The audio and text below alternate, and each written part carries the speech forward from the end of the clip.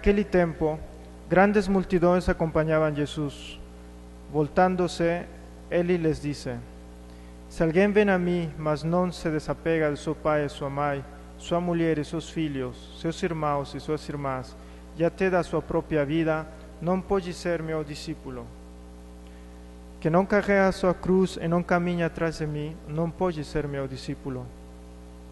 Com efeito, qual de vós, querendo construir uma torre, não se senta primeiro e calcula os gastos para ver se tem o suficiente para terminar? Caso contrário, ele vai lançar o alicerce e não será capaz de acabar. E todos os que virem isso começarão a caçoar, dizendo: Este homem começou a construir e não foi capaz de acabar. Ou ainda: Qual o rei que ao sair para guerrear com outro não se senta primeiro e examina bem se com 10.000 homens poderá enfrentar o outro que marcha contra ele com 20.000? Se ele vê que não pode, enquanto outro rei ainda está longe, envia mensageiros para negociar as condições de paz. Do mesmo modo, portanto, qualquer um de vós, se não renunciar a tudo o que tem, não pode ser meu discípulo. Palavra da salvação. Glória a vós, Senhor. Se alguém vem a mim e não se desapega,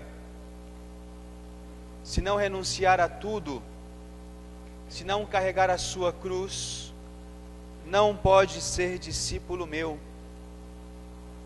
Este caminho de Cristo pode parecer um caminho chato, um caminho muito negativo, mas não nos enganemos, queridos irmãos e irmãs.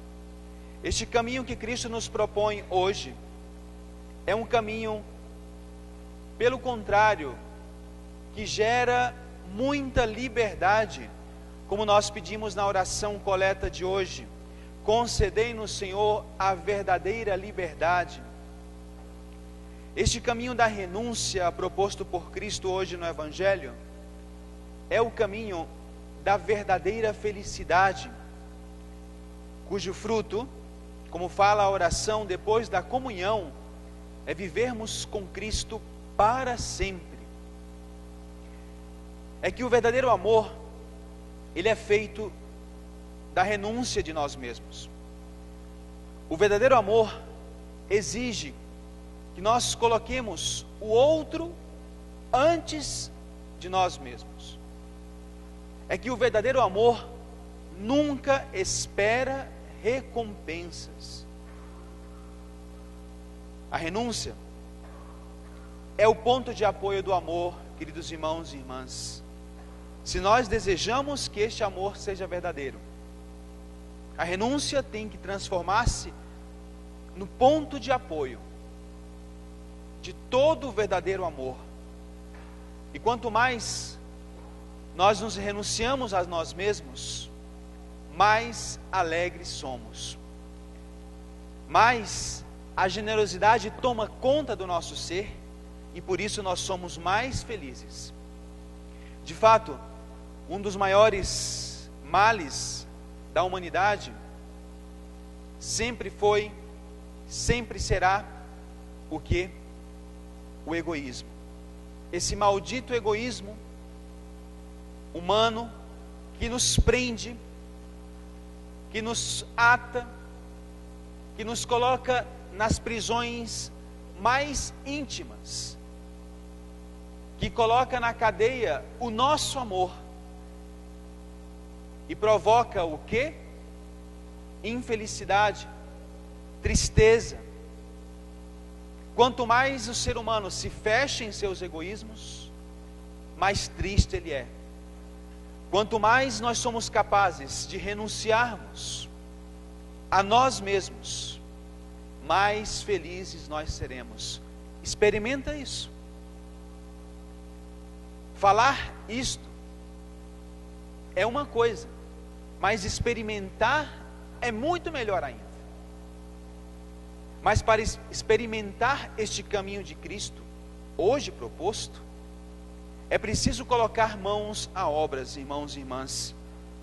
Jesus nos fala no Evangelho, renunciar não a pouca coisa, hein? ele nos diz renunciar a tudo. Um caminho de loucura, gente. Mas como nós podemos aprender a renunciar a tudo, como diz Cristo? Nós devemos começar pelas pequenas renúncias de cada dia. Essas renúncias que parecem não ter importância, mas na verdade vão cultivando no teu coração uma capacidade de amar mais e melhor.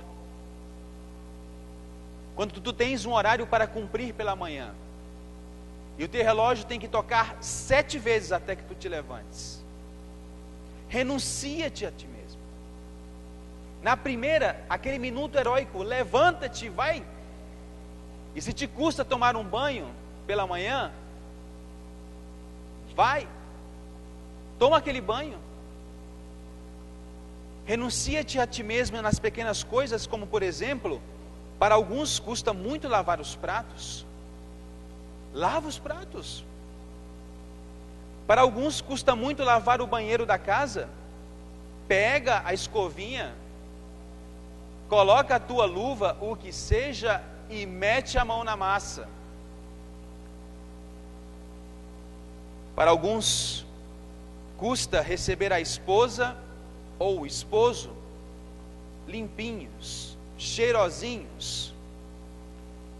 Às vezes alguns preferem chegar do trabalho e receber a esposa de braços abertos, mas na hora que abrem os braços a esposa cai. Renuncia-te a ti mesmo. Estuda com afinco na tua vida. O dinheiro que teu pai e tua mãe empregam no teu estudo, no colégio ou na universidade, não colocas esse tempo aí fora. Organiza o teu tempo. Para alguns também custa muito fazer exercícios físicos. Levanta-te, vai, corre, faz o que seja. É importante, irmãos e irmãs, Jesus nos diz renuncia a tudo, mas o processo de renunciar a tudo começa nas pequenas coisas. A sabedoria de Deus confunde a nossa sabedoria.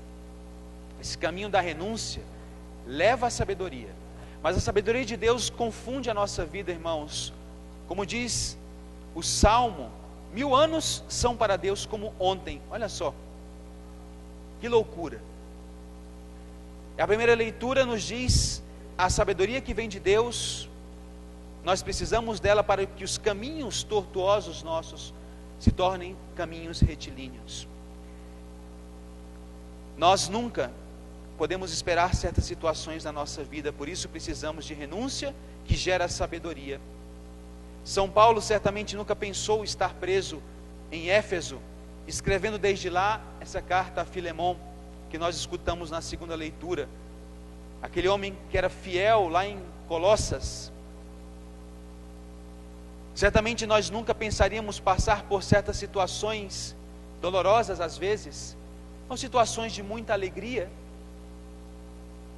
situações às vezes complicadas que nublam os nossos olhos, nós nunca pensaríamos passar. Nós precisamos renunciar para ter essa sabedoria do Senhor. E essa sabedoria proposta na primeira leitura, irmãos e irmãs, é fruto deste evangelho que nós escutamos. Certamente nunca o cardeal Vantuan teria pensado, depois da sua ordenação episcopal, ter ficado na prisão em Hanoi, em Saigon e outros lugares 13 anos. A Beata Madre Teresa de Calcutá, cujo dia nós celebramos hoje, dizia: ajuda-nos, Senhor, a aceitar as dores e conflitos cotidianos como oportunidades de crescimento de nossa pessoa, atravessando-os paciente e bravamente e confiando que Tu nos apoiarás. Faze que compreendamos que só através de renúncias frequentes de nós mesmos, dos nossos desejos egoístas, poderemos viver na sabedoria do Senhor. É o resumo da liturgia de hoje, irmãos e irmãs, essa frase da Beata Madre Teresa de Calcutá.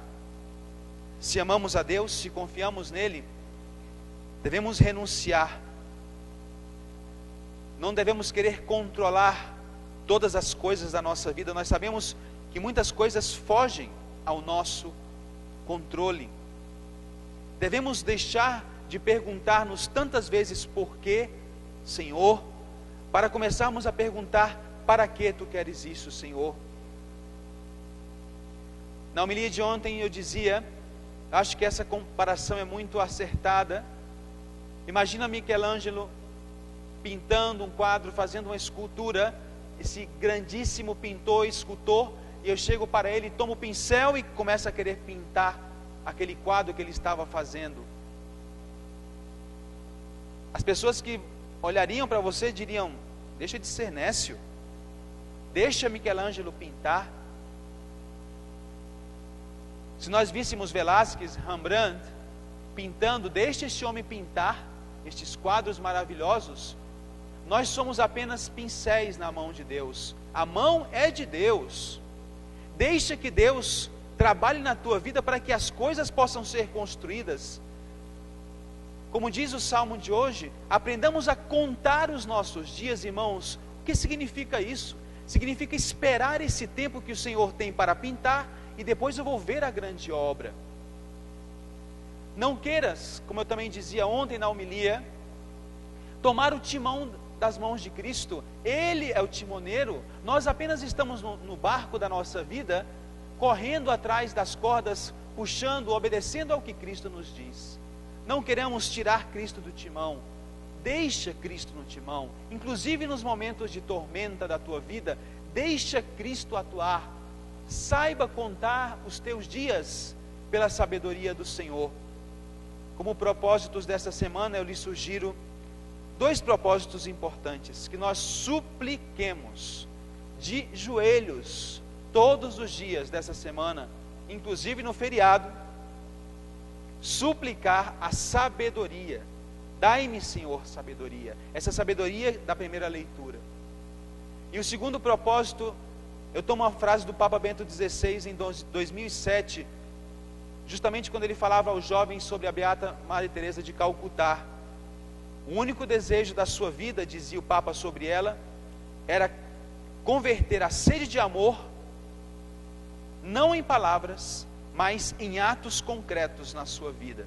Maria Teresa nunca quis ficar somente em palavras. Ah, eu amo. Atua, faz, renuncia. Amor são obras, não boas intenções. Seja louvado nosso Senhor Jesus Cristo.